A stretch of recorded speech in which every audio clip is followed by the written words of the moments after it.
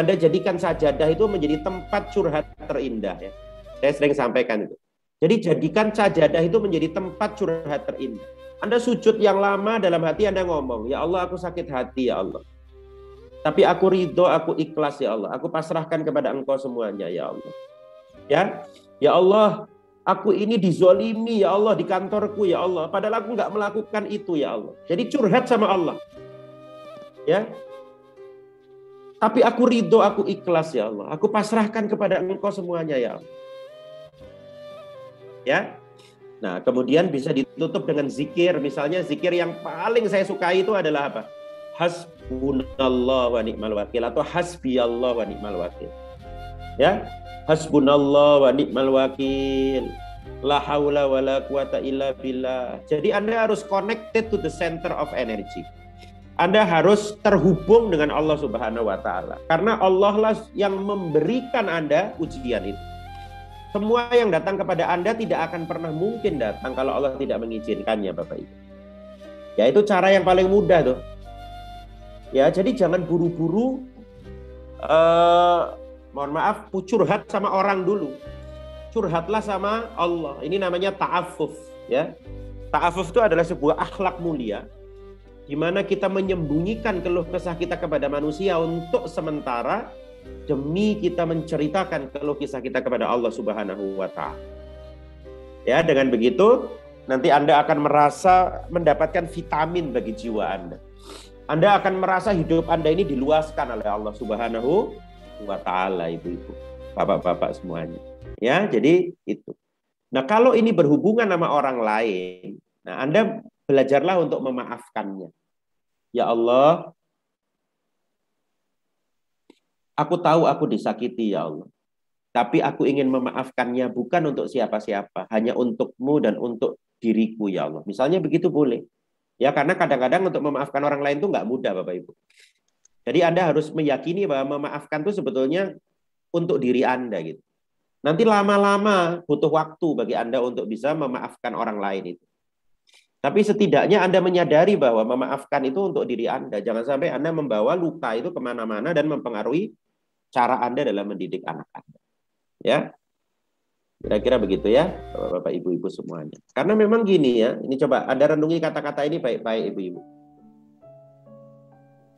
Saya sering sampaikan di mana-mana ya. Kalau Anda merasa dunia ini capek gitu, ya ini dunia memang. Kalau kita mau istirahat itu tempatnya di surga, Bapak Ibu. Bahkan Imam Ahmad bin Hambal itu kan dicambuk ya sama penguasa ya. Nah, Imam Ahmad itu kan pernah ditanya oleh anaknya, wahai ayahku, sampai kapan engkau ini mau berjuang? Engkau ini dicambuk gitu. Maka jawaban Imam Ahmad itu apa? Ayah akan berhenti berjuang kalau kaki ayah ini sudah sampai di lantai surga. Kata. Artinya apa? Kalau kita mau meniti jalan-jalan kepahlawanan, jalan-jalan Nabi dan Rasul ya, maka jalan-jalan itu adalah jalan-jalan yang tidak pernah sunyi dari perjuangan dan keletihan, Bapak Ibu. Tidak pernah sunyi dari ketidaksempurnaan. Bahkan kerapuhan gitu ya. Kata teman-teman saya psikiater itu, ya memang teoritisnya kayak begitu. Kalau Anda ingin menerima diri Anda sepenuhnya, Anda harus menerima sisi-sisi kerapuhan Anda gitu. Ya, ketidaksempurnaan Anda. Karena kesempurnaan itu hanya milik Allah dan kesempurnaan itu hanya ada di surga. Ya, jadi dengan begini Anda akan mudah menerima, ya ini hanya dunia gitu ya. Seberat-beratnya dunia, ini masih kecil dibandingkan akhirat. Gitu. Tadi saya WA sama seorang sahabat, seorang teman itu ya. Dia mengatakan bahwa hidup ini mudah, Ustadz gitu ya. Jangan dibuat susah itu. Saya itu dengan kalimat itu tuh luar biasa buat diri saya gitu ya. Saya tuh kadang-kadang diingatkan tuh justru dari teman-teman saya juga sendiri gitu. Hidup ini mudah, jangan dibuat susah. Yang sulit itu nanti waktu dihisap katanya. Betul juga kan? Hidup ini kan mudah sebetulnya. Yang susah itu hisapnya nanti, ibu-ibu, bapak-bapak ya.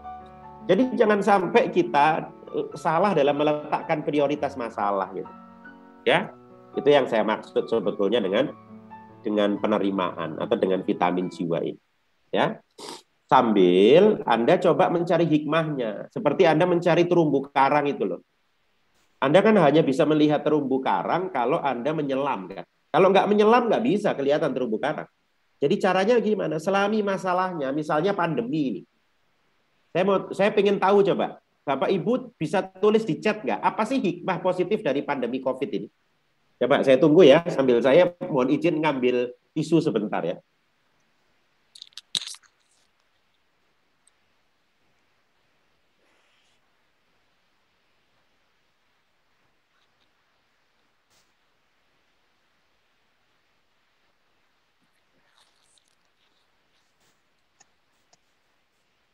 Oke, sering kumpul keluarga, luar biasa ya, tuh kan. Jadi banyak juga loh hikmahnya pandemi ini, ya luar biasa. Makin dekat sama Allah, majelis ilmu bertaburan, wah luar biasa banget nih ya. Lebih perhatian sama kesehatan, masya Allah. Hikmahnya tidak boleh jumawa, masya Allah, betul Bu ya. Jangankan yang orang awam, dokter aja nggak bisa jumawa sekarang ya kan. Luar biasa ya, alhamdulillah lebih hemat, lebih dekat sama Allah. Bunda Fatih ini luar biasa memang ya, lebih hemat ya. Oke. Jadi artinya ketika kita menyelami, Bapak Ibu ya, sebentar saya stop share dulu. Ya, belajar banyak hal betul ya. Jadi tahu buku tematik 1, 2, 3, 4-nya anak saya. Kemarin saya ngisi di mana itu jadi tahu bedanya mat wajib mutasil sama mat jaiz munfasil katanya. Ayo Bapak Ibu tahu nggak bedanya mat wajib mutasil sama mat jaiz munfasil? Itu gara-gara anak saya tanya, apa sih bedanya mat wajib mutasil sama mat jaiz munfasil? Akhirnya saya belajar karena selama ini saya taunya mat solar katanya begitu ya. Jadi nggak tahu apa bedanya mat tobi'i, mat jaiz munfasil sama mat wajib mutasil. Jadi mirip sama Bu Retno ini. Jadi Bu Retno akhirnya tahu apa buku tematik 1, 2, 3, 4. Bahkan mungkin ada beberapa ibu yang hafalannya bertambah ini gara-gara murojaah anaknya itu sama ibunya kan. Masa ibu Atin aja nggak hafal Bu gitu ya. Akhirnya ibunya ngapalkan watini wa zaitun ya toh. Jadi banyak sekali ya yang bisa kita ambil kalau kita mau menyelami sebetulnya ya, atau istilah psikologinya itu diving in, menyelami. Jadi jangan sampai kalau Anda itu diuji sama Allah Bapak Ibu, jangan sampai ujiannya lewat Anda masih belum dapat terumbu karangnya gitu. Rugi sekali Anda nanti. Ya, misalnya ya, kita kehilangan barang gitu ya. Maka kita cari itu, oh ini gara-gara saya nggak sedekah subuh ini gitu. Saya itu dulu sedekah subuh, ini gara-gara saya dulu setiap Jumat itu suka bagi-bagi nasi bungkus 20 ini. Ini gara-gara ini saya nggak bagi nasi bungkus, mungkin saya kurang sedekah, akhirnya sama Allah ditarik paksa nih uang saya gitu loh. Jadi harus ada hikmah yang Anda tarik. Karena kata seorang psikiater namanya Viktor Frankl, dia mengatakan bahwa man is not destroyed by suffering, he is destroyed by suffering without meaning. Jadi orang itu tidak bisa dihancurkan dengan penderitaan, tapi orang itu dihancurkan dengan penderitaan yang tidak bisa dia ambil hikmahnya. Jadi ketika dia nggak bisa mengambil hikmah, maka pada saat itulah dia akan mengalami penderitaan. Ya, nah berikutnya juga kalau Anda sudah menyadari luka-luka, Anda juga harus menyadari pemicunya, gitu ya. Kadang-kadang sebagai orang tua kita itu sebetulnya sudah berusaha untuk mengendalikan emosi, tapi kita nggak sadar bahwa kadang-kadang ada pemicu-pemicu tertentu yang membuat kita itu lupa diri. Nah, pemicunya ada yang lapar, ada yang marah, ada yang kesepian, ada yang keletihan ya. Jadi hati-hati kalau ibu-ibu dalam kondisi hal ini. Apalagi ditambah dengan beberapa hot button lain, misalnya apa? Misalnya kurang tidur, misalnya ada nyeri, misalnya PMS bagi wanita, udara yang panas, udara yang dingin, atau Bapak Ibu mengalami pekerjaan menumpuk gitu ya. Nah, hati-hati itu.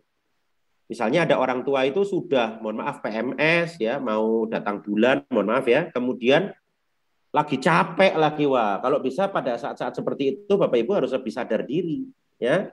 Bapak Ibu butuh vitamin jiwa itu pada saat seperti itu, gitu loh maksud saya. Ya, jangan sampai nanti kebocoran emosi itu justru menjadi luka baru bagi anak kita, gitu ya. Mudah-mudahan bisa dipahami nih. Nah, ini yang disebut dengan mindful, sadar. Sadar tuh cukup disadari aja. Oh iya, aku lagi capek nih. Aku harus lebih hati-hati nih dalam nemenin anak belajar nih. Oh iya, aku ini sekarang lagi pekerjaan menumpuk nih. Saya mau tanya nih sama Bapak Ibu, bisa bisa jawab di chat ya Bapak Ibu ya.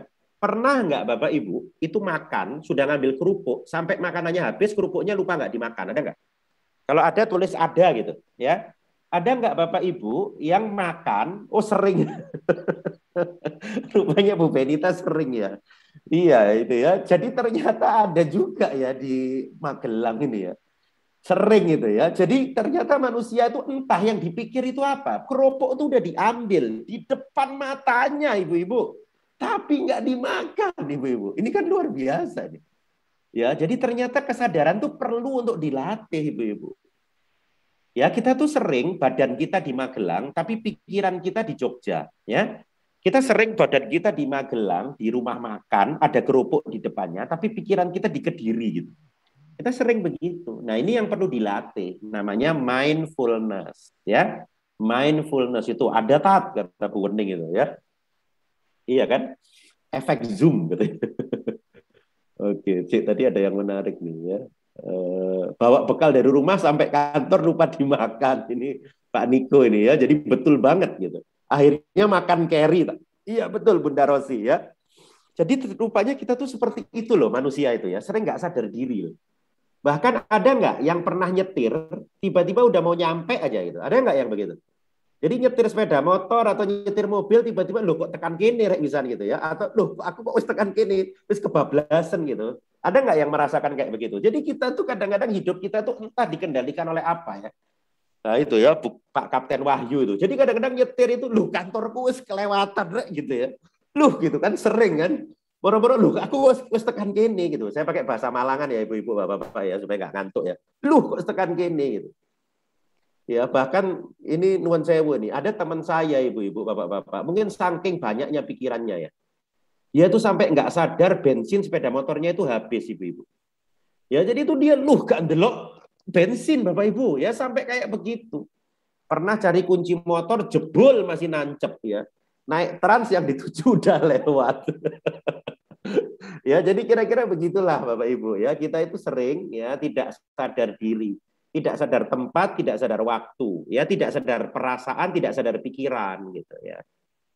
Nah, makanya kemudian kita harus mulai melatih sadar pikiran, sadar perasaan, sadar tempat, sadar waktu, dan yang lebih penting lagi adalah sadar Allah Subhanahu wa taala.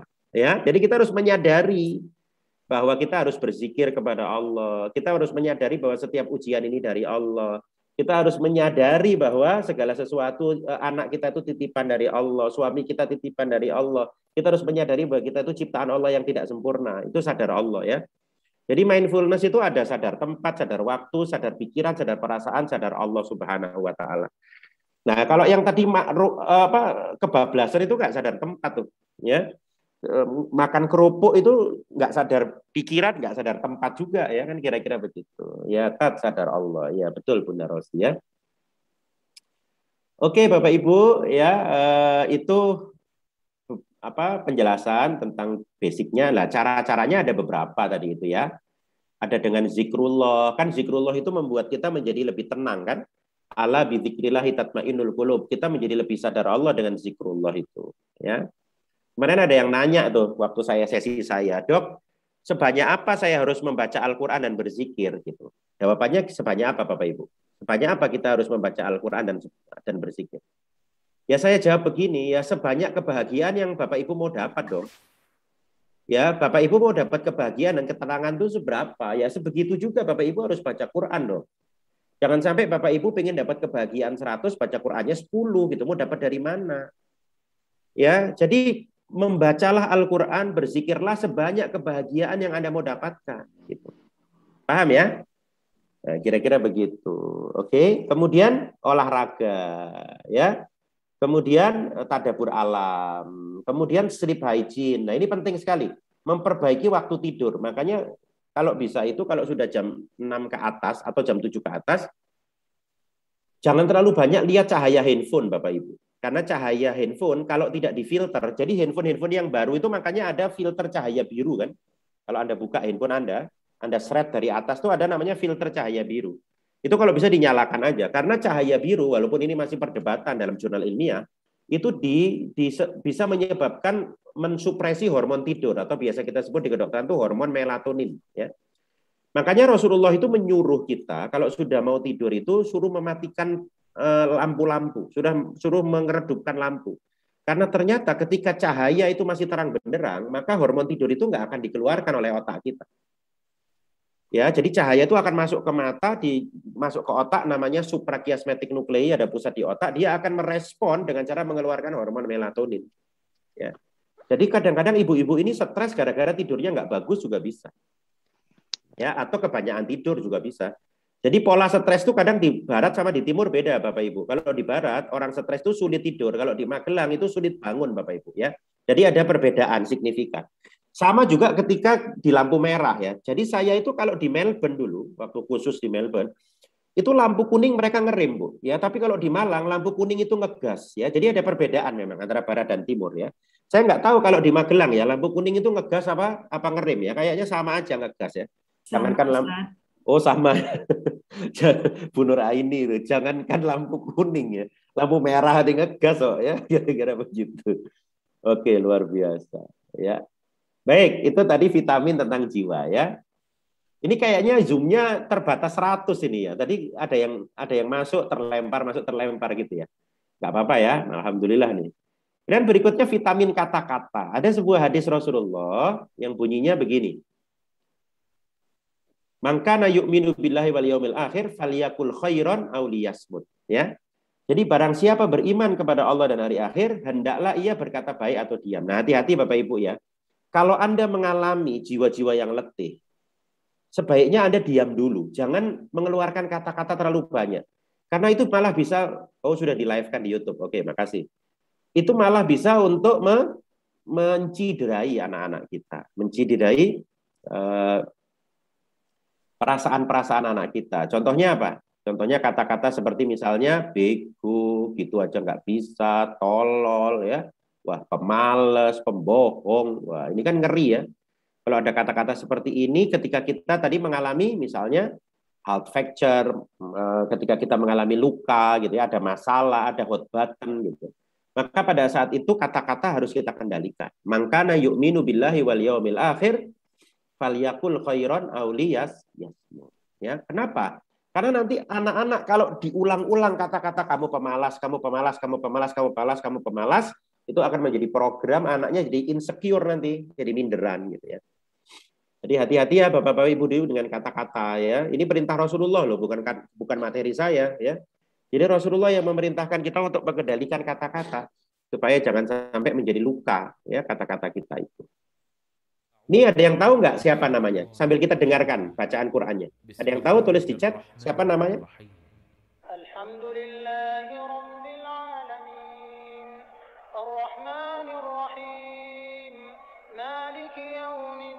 Siapa nama Imam Masjidil Haram ini? Syekh Sudes, betul Bu Reva. Makasih ya. Bu Nur Aini, Syekh Sudes, Bu Dia ya.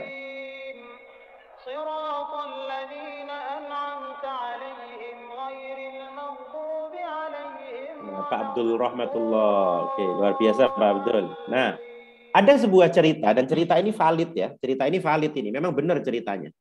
Jadi ibunya Sudes itu, Bapak Ibu, kalau marah itu mengeluarkan kata-katanya itu doa. Ya, izhab ja'alakallahu imamanil haramain. Itu ceritanya Sudes sendiri. Jadi ketika saya Sudes itu ditanya, kenapa engkau tuh bisa jadi imam Masjidil Haram? Kenapa hafalanmu kuat? Sudes itu mengatakan, karena ibu saya tuh selalu mengatakan ja'alakallahu imamanil haramin. Izhab, keluar kamu. Jadi kalau nakal tuh malah didoakan gitu. Jadi misalnya Bapak Ibu kalau sedang marah sama anaknya, Rono sih, kan kok tadi presiden loh, gitu loh ya. Jadi marahnya itu harus pakai sesuatu yang bagus, yang ahsan gitu, yang baik gitu. Ya, ini pelajaran dari Asudes bahwa kata-kata ibu-ibu itu seperti sebuah bibit ya. Sebuah bibit yang dia tumbuh terus nanti menjadi sebuah cita-cita bagi anak-anak. Nah, ini ya menjadi sebuah bibit. Jadi awalnya Asudes bisa jadi imam tuh karena bibit dari kata-kata ibunya. Ya. Ja'alakallahu imamanil haramain, ja'alakallahu imamanil haramain. Jadi bermula dari situ. Ya. Termasuk saya ini Bapak Ibu, saya mau cerita sedikit ya. Termasuk saya jadi dokter ini adalah kata-kata dan cerita dari bapak saya, Bapak Ibu, dan cerita ibu saya. Jadi diulang-ulang sama bapak saya itu gini, bapak saya itu dulu pengen jadi dokter tapi nggak punya uang kan, dari Sumatera, orang yang nggak punya apa-apa gitu ya bapak saya itu. Nah kemudian beliau ini jadi dokter gitu. Jadi siswa STM gitu, karena nggak bisa, pengennya masuk SMA kan, kalau mau jadi masuk dokter kan harus masuk SMA, nggak punya uang, akhirnya masuknya STM saya bisa kerja. Jadi bapak saya itu STM D3 S1 baru S2. Jadi betul-betul karena nggak punya uang tuh sekolahnya bertahap. Nah, makanya bapak saya itu cerita gitu ya, kalau bisa anaknya papa ini bisa jadi dokter salah satu. Ibu saya juga cerita.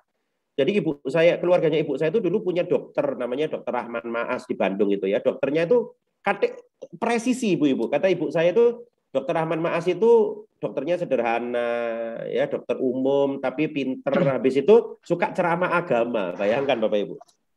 Ya, jadi ibu saya tuh sampai ngomong gitu, dan betul-betul saya itu sudah dokter, lek pinter ya relatif ya. Tapi saya juga ceramah gitu. Jadi betul-betul persis seperti yang dikatakan oleh Bapak Ibu saya, terutama ibu saya, dan persis apa yang didoakan dan dibayangkan oleh ibu saya. Jadi ibu saya itu membayangkan punya anak dokter iso ceramah, Bapak Ibu. Dan ternyata itu kejadian benar itu. Jadi ibu-ibu tuh boleh menceritakan ya, menceritakan pada anak, diulang-ulang cerita itu tanpa bermaksud untuk membandingkan dan memaksakan sesuatu ya. Karena saya pada saat itu tidak merasa dipaksakan sama orang tua saya, tapi cerita aja. Dan ternyata itu menjadi sebuah program di benak saya, dan saya betul-betul jadi dokter ibu-ibu. Dan saya betul-betul bisa ceramah ibu-ibu. Ya, kira-kira begitu. Karena kata-kata adalah bibit ya bagi sebuah masa depan. Sebaliknya, kalau kita kata-katanya toksik, nah itu bisa justru menghancurkan anak-anak kita sendiri. Ada yang tahu nggak tentang toxic positivity, Bapak Ibu? Ada yang pernah dengar nggak?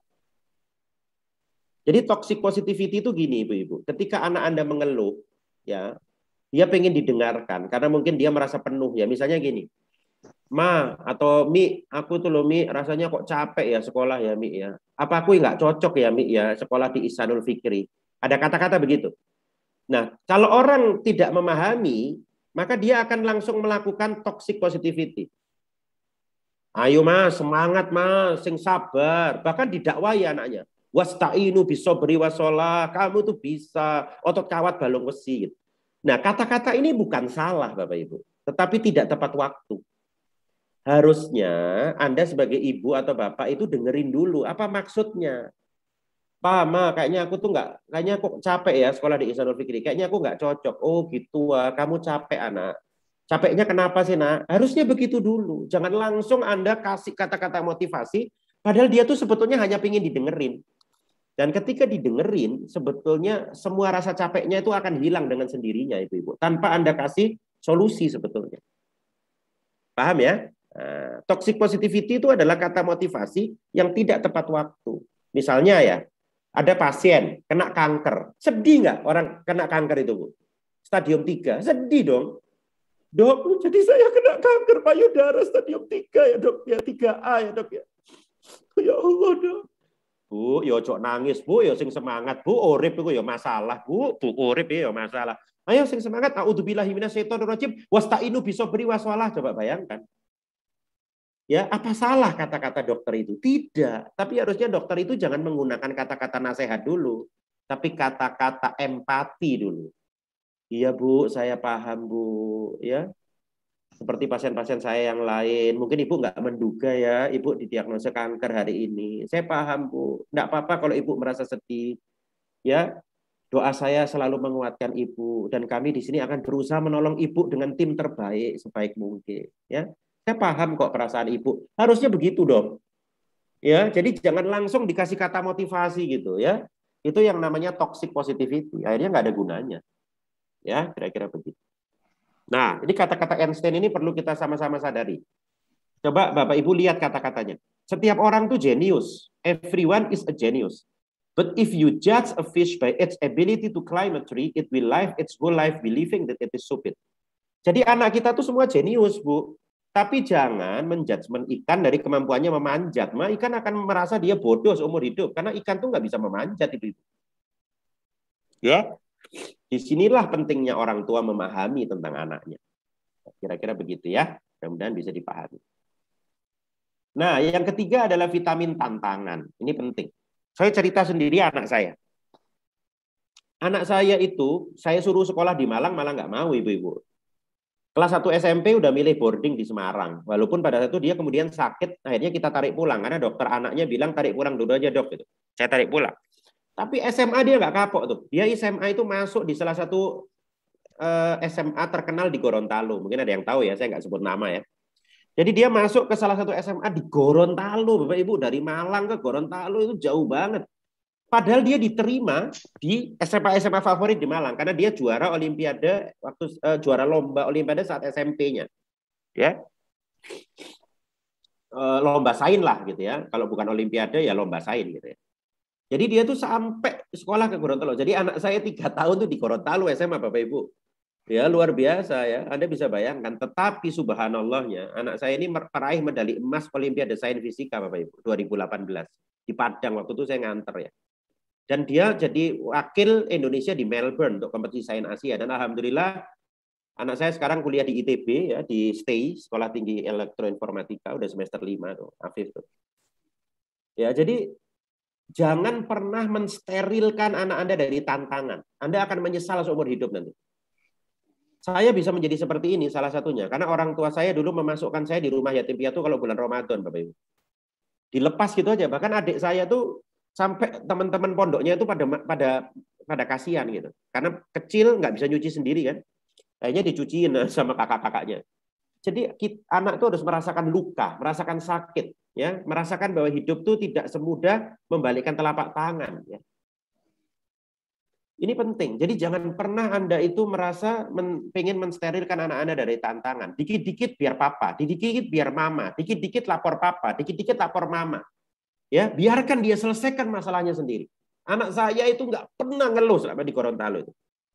Bahkan di ITB ini aja kadang-kadang saya sengaja nggak uangnya tuh saya kirim 2 kali itu. Kadang-kadang saya sengaja tuh saya biarkan dia nggak ngeluh tuh, nggak tahu dia usaha apa itu ya. Jadi kira-kira itulah hidup Bapak Ibu. Ya, jadi jangan pernah mensterilkan anak kita dari tantangan.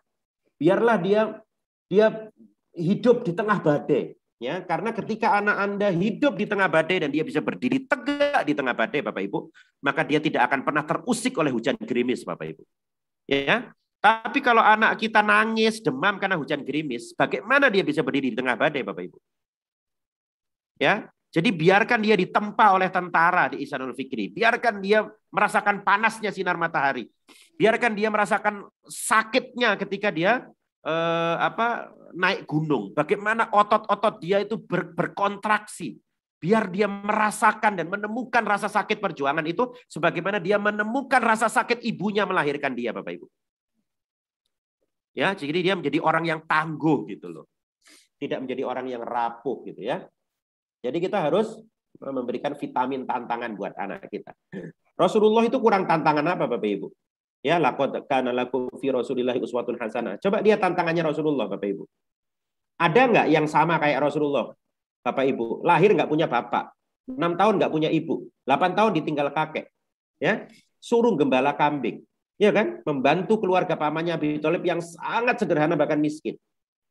Dilempari batu di Taif sampai berdarah-darah, dibilang orang gila.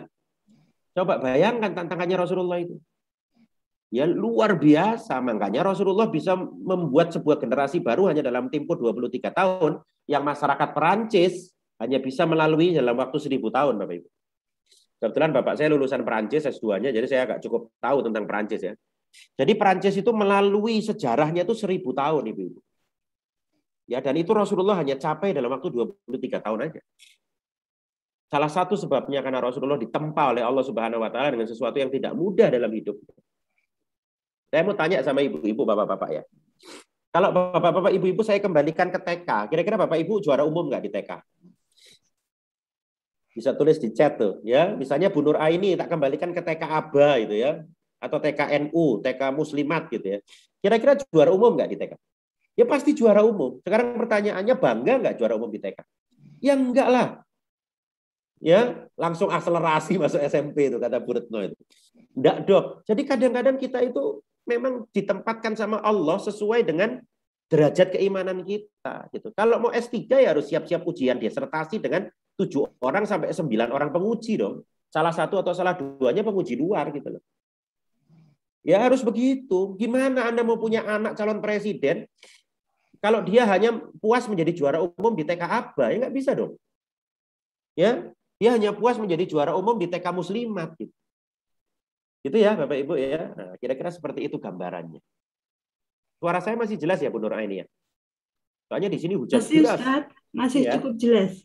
Soalnya di Malang ini hujan deras ini di Malang ini. Oke ya, bahkan Rasulullah bukan hanya berhenti sampai Magelang Bapak Ibu. Rasulullah itu bukan hanya berhenti sampai Madinah ya.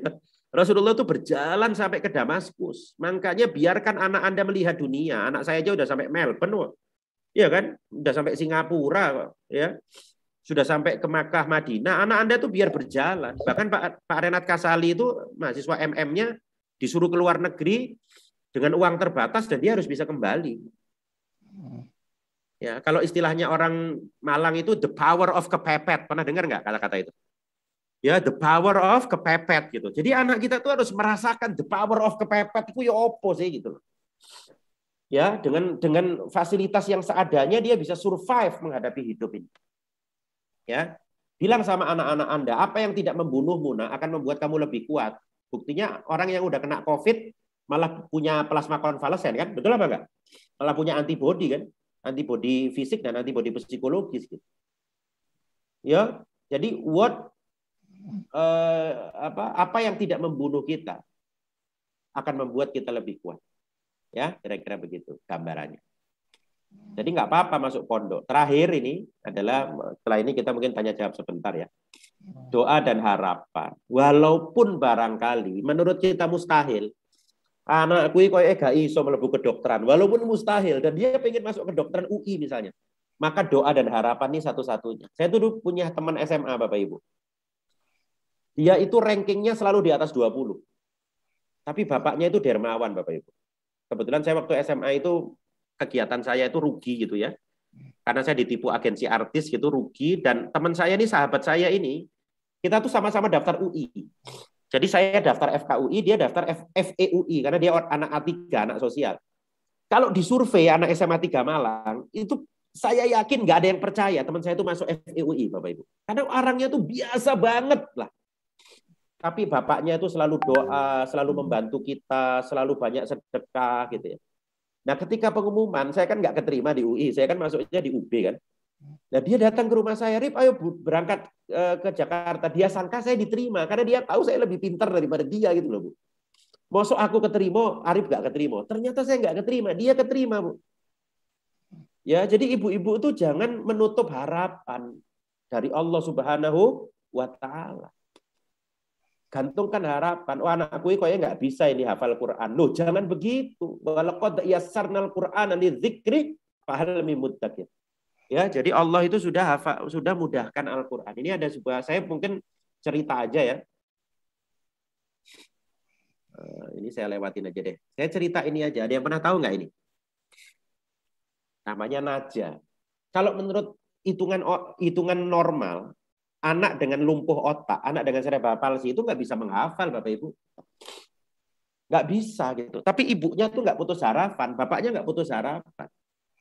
Jadi anak cerebral palsy itu ya didoakan, didengarkan Al-Quran, didatangkan guru, selayaknya anak normal. Dan ternyata dia punya hafalan bahkan lebih luar biasa daripada anak normal. Tahu saya Ali Jaber nggak, Bapak Ibu? Tahu ya semua ya. Coba lihat gambar ini, Bapak Ibu. Jadi saya Ali Jaber almarhum yang hafal Quran 30 juz, ngajinya di Masjid Nabawi, itu sampai mencium kakinya Najah. Saya mau tanya, ada nggak yang pernah lihat presiden dicium kakinya? Menteri dicium kakinya? Nggak pernah, Bapak Ibu. Tapi ada seorang anak difabel yang lumpuh otak, cerebral palsy, itu dicium kakinya oleh lebih dari satu ulama. Terus saya mau tanya sama bapak-bapak, ibu-ibu. Terus apa sebetulnya kemuliaan itu, Bapak Ibu? Apakah mobil CR-V Anda yang terbaru itu yang membuat Anda dicium kakinya di RT Anda? Apakah mobil Fortuner Anda ataukah mobil Pajero Anda yang terbaru yang dakar dengan atap kaca itulah yang membuat Anda dicium kakinya? Ternyata kita nggak ada apa-apanya dibanding anak difabel ini, Bapak Ibu. Najah mungkin nggak punya Pajero gitu ya. Najah mungkin nggak bisa lari kayak kita. Tapi Najah ada Al-Quran dalam jiwanya. Ada Al-Quran dalam pikirannya. Itulah yang membuat dia mulia. Oleh karena itu, doronglah anak-anak kita sebisa kita. Kita tidak memaksa gitu. Kita doakan bahwa anak kita itu akan menjadi ahli Quran, Bapak Ibu. Ya, saya tutup dengan sebuah hadis Rasulullah SAW. Jadi Rasulullah ketika bersama para sahabat, Rasulullah mengatakan kepada para sahabat, sesungguhnya Allah itu memiliki keluarga di kalangan manusia. Inna lillahi ahlina minan nas. Dan para sahabat bertanya, manhum ya Rasulullah? Siapa mereka ya Rasulullah? Hum ahlul Quran, kata Rasulullah. Mereka lah ahli Quran. Ya, ahlullah. Mereka itulah ahli Quran, keluarga Allah di muka bumi. Wa khassatuhu, dan Allah akan memuliakan mereka. Makanya saya setuju sekali kalau Ihsanul Fikri memberikan porsi pada digital, pada Al-Qur'an, ya. Mudah-mudahan anak-anak kita menjadi para pencinta Quran, dan mudah-mudahan anak-anak kita menjadi keluarga Allah di muka bumi. Dan mudah-mudahan bapak ibunya juga kecipratan menjadi keluarga Allah di muka bumi. Ya. Saya kira begitu. Dan Ihsanul Fikri sukses mencetak orang-orang hebat yang cinta kepada Al-Quran, cinta pada perjuangan, ya, cinta pada kedisiplinan, mampu beradaptasi dengan perubahan, ya, didukung oleh anak-anak keluarga dan orang tua yang luar biasa. Mudah-mudahan bermanfaat. Saya mohon maaf jika banyak kesalahan. Assalamualaikum warahmatullahi wabarakatuh.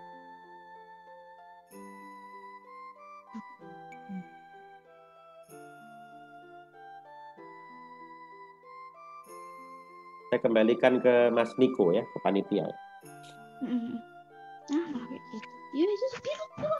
Jazakallah Ustaz. Masya Allah. Biasa. Materi pada malam hari ini bisa kita terima dengan begitu sampai tidak bisa diungkapkan dengan kata-kata. Banyak sekali ilmu, motivasi. Banyak hal. Bapak-Ibu semua, Masya Allah. Saat ini jam menunjukkan pukul 21.25. Kita kasih kesempatan untuk tanya jawab untuk dua orang penanya. Ya, monggo. Ya. Dua orang penanya, silakan kepada Bapak Ibu yang ingin mengungkapkan atau ingin bertanya kepada Ustadz Dokter. Kami persilahkan Bapak Ibu untuk kita bisa mengangkat jari atau bisa live langsung masuk ke Zoom kita. Monggo Bapak Ibu. Sudah ada yang masuk dengan bentuk pertanyaan chat. Oh iya, ada chat nih. Langsung dijawab ya Ustaz. Oke. Bagaimana? Sebentar ya. Saya langsung baca ya dari Bu Endar. Bagaimana tips ibadah zikir doa yang sudah rutin senantiasa ruhnya tetap terasa? Karena kadang-kadang hal yang sudah rutin merasa hambar ya. Ya, sehingga ruhnya bisa terasa sampai di hati. Jadi begini, pertama kalau kita mau hati kita itu senantiasa mudah menangis, ya. Yang pertama adalah hindarkan kita dari dosa dan maksiat, itu paling utama.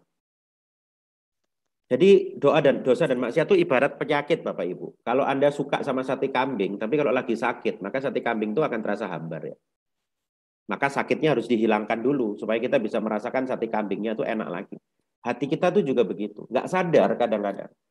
Ini saya bukan menjudgment ya Bu Endar ya, ini kepada diri saya sendiri. Kadang-kadang kita nggak sadar ada dosa-dosa tersembunyi, dosa-dosa kecil yang tertumpuk dalam hati kita, yang kadang-kadang membuat kita tuh akhirnya akan merasa ibadah itu tidak bisa terasa gitu, ya tidak bisa terasa. Dan biasanya Allah itu punya cara sebetulnya. Kadang-kadang dikasih sedikit musibah, kadang-kadang dikasih sama Allah itu sedikit cobaan. Dengan begitu kita akan tergoncang dan kita akan kembali kepada Allah lagi gitu. Makanya Allah tuh kalau sayang sama hambanya akan diuji sebetulnya, Bu. Karena ujian itu yang bisa mengembalikan ruh kita kembali semakin dekat kepada Allah Subhanahu wa taala. Yang kedua adalah dengan cara banyak mendatangi majelis ilmu, cari ustadz-ustadz yang ya kadang-kadang ada ustadz-ustadz yang sifatnya betul-betul ilmu, Ada yang sifatnya itu tazkiyatun nafs, ada yang sifatnya itu memang kontemplatif gitu kan. Ikuti semuanya kan. Beberapa ustadz itu kan sifatnya kontemplatif ya. Kayak misalnya Ustadz Hanan Antaki, Aakim itu kan ustadz-ustadz yang kontemplatif ya. Ustadz Umar Mita itu kontemplatif. Beda dengan atau Ustadz Safik Basalamah. Ustadz Safik Basalamah itu agak berbeda misalnya dengan Ustadz Khalid Basalamah. Kalau Ustadz Khalid Basalamah itu tidak terlalu kontemplatif barangkali. Tapi Ustadz Safik itu Ustadz yang kontemplatif ya. Nah biasanya dengan ustadz-ustadz yang kontemplatif itu hati kita akan mudah untuk terenyuh. Karena memang harus diusahakan, Bu. Ya harus diusahakan.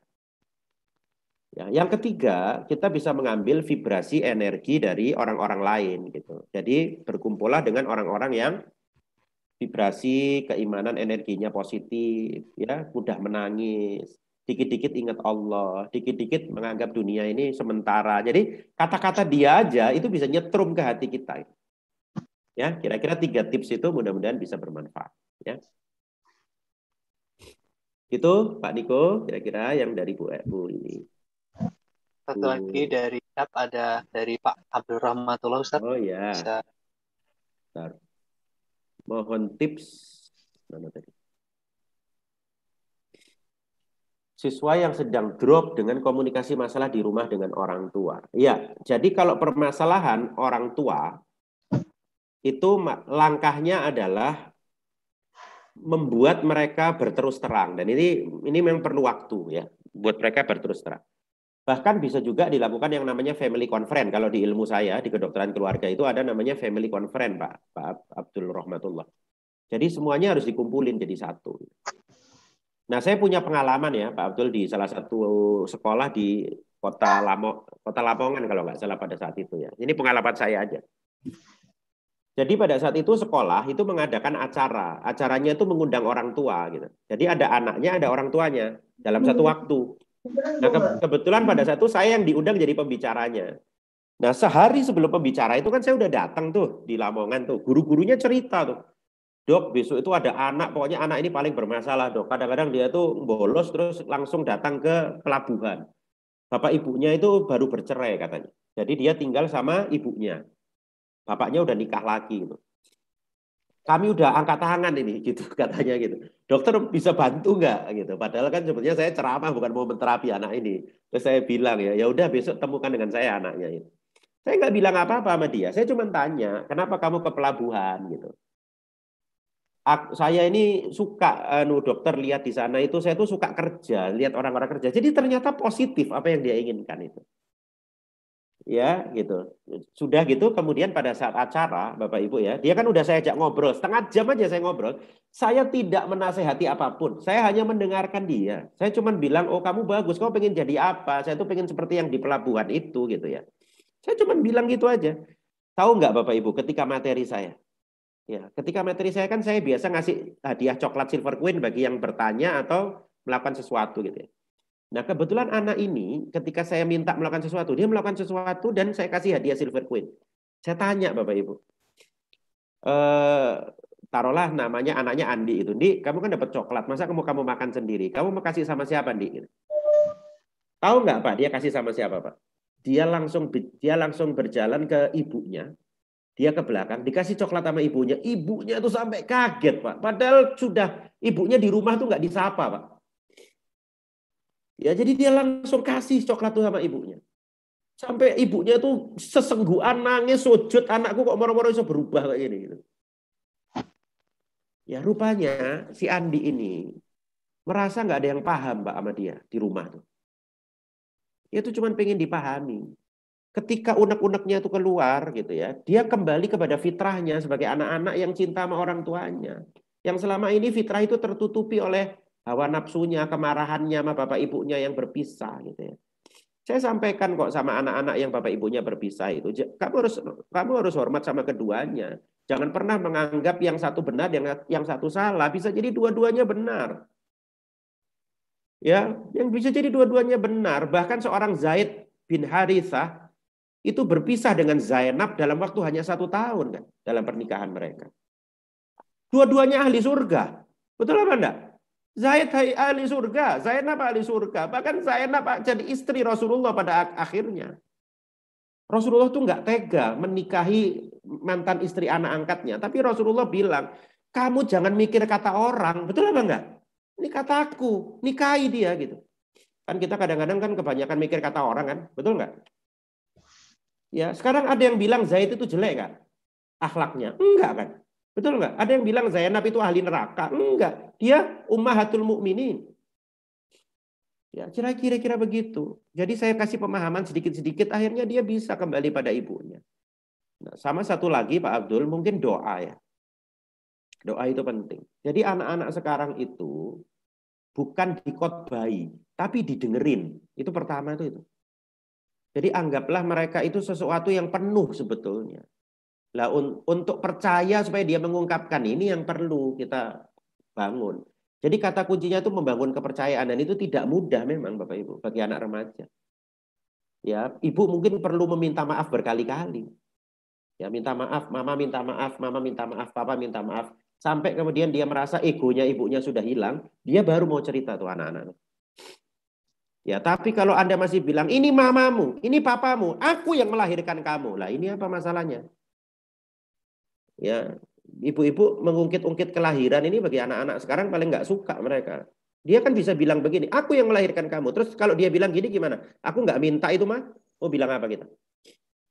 Ya kan, susah. Jadi kadang-kadang kita perlu untuk sedikit agak slowing down, ya, memahami mereka. Apalagi kalau mereka sudah mulai ada gejala-gejala yang fisik ya, kayak sekarang kalau di banyak remaja kan ada yang namanya self harm ya, tahu ya, melukai diri itu loh Pak. Ya, apalagi kalau sudah mulai gejala-gejala seperti itu ya, Anda harus betul-betul hancurkan ego Anda. Karena cinta itu berpacu dengan ego, Bapak Ibu. Ya, kenapa sih cinta itu kadang-kadang menderita? Karena Anda harus melepaskan ego Anda, Bapak Ibu. Kalau Anda cinta sama anak Anda lepaskan ego Anda untuk mendengarkan dulu mereka. Makanya kata Rasulullah, anak itu kalau sudah remaja ya, cara menghadapinya dengan berdiskusi. Nggak bisa dengan seperti tawanan gitu. Kalau tawanan itu anak SD, ya. Nah, kira-kira begitu. Mungkin ini saya jawabnya dari pengalaman, tentunya masing-masing mungkin kita punya berbeda-beda ya, dari sini berbeda-beda. Mudah-mudahan Pak Abdul bisa mengambil intisarinya, dan jangan lupa mendoakan ya Pak Abdul ya. Kadang-kadang doa itulah yang justru menjadi pembuka dari semua pintu yang tertutup. Ya. Wallahu a'lam bishawab. Mudah-mudahan Allah meridhoi semua jawaban ini. Hadza min fadli Rabbi. Saya kembalikan ke Mas Niko. Masya Allah Ustaz, terima kasih. Untuk materi insya Allah nanti akan segera kita upload di YouTube Bapak Ibu semua. Untuk PowerPoint mungkin tadi udah beberapa ya dari foto yang nanti kita share juga. Dan terakhir Bapak Ibu, kita ucapkan jazakumullah khair kepada Ustadz Arif, Ustadz Dr. Arif yang telah memberikan materi yang luar biasa. Sebagai penutup tadi nyambung dengan pertanyaan dari Ustadz Rohmat, Umar bin Khattab radhiyallahu anhu pernah berkata, aku berdoa bukan karena ingin terkabul sehingga aku berdoa, namun karena aku terobsesi oleh doa itu, maka aku berdoa. Dan manakala aku mendapatkan ilham untuk berdoa, terkabulnya doa itu senantiasa menyertai. Masya Allah. Kita selalu berdoa di setiap waktu kita. Dan Masya Allah, sampai ketemu di pertemuan yang akan datang. Mohon maaf kalau ada kesalahan. Terima kasih keluarga besar Ihsanul Fikri Kota Magelang. Jazakumullah khair. Kita tutup dengan hamdalah. Alhamdulillahirabbil alamin. Subhanakallahumma bihamdika asyhadu alla ilaha illa anta astaghfiruka wa atubu ilaik. Terima kasih. Sebelum saya tutup salam, kami persilakan Bapak Ibu untuk bisa dibuka kameranya untuk host untuk bisa membantu foto. Terima kasih. Wassalamualaikum warahmatullahi wabarakatuh. Waalaikumsalam. Terima kasih. Mohon maaf saya nggak bisa jawab satu-satu yang di chat ya, Bapak Ibu. Saya ucapkan jazakumullah khairan katsira. Terima kasih Ustaz. Sama-sama. Terima kasih Ustaz Arif. Sami-sami. Mudah-mudahan bermanfaat. Saya mohon pamit ya semuanya ya. Terima kasih. Assalamualaikum. Terima kasih di jalan Ustaz. Terima kasih Pak.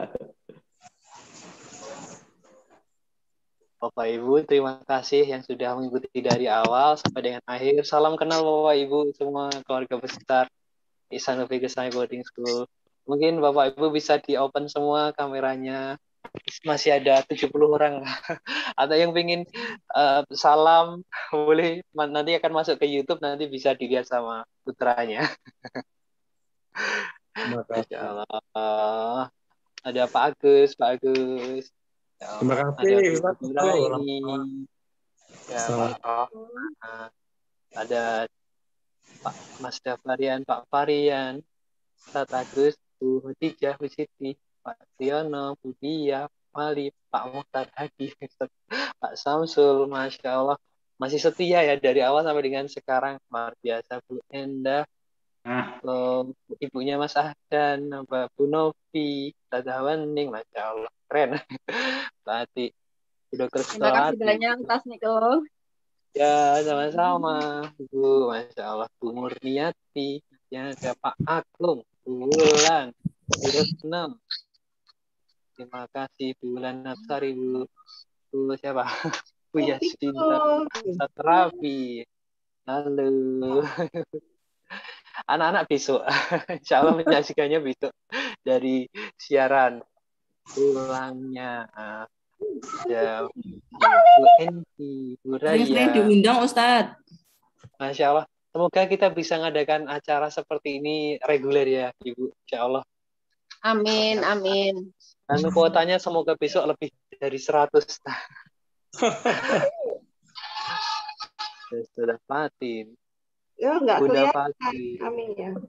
Salamani. Bu Nani.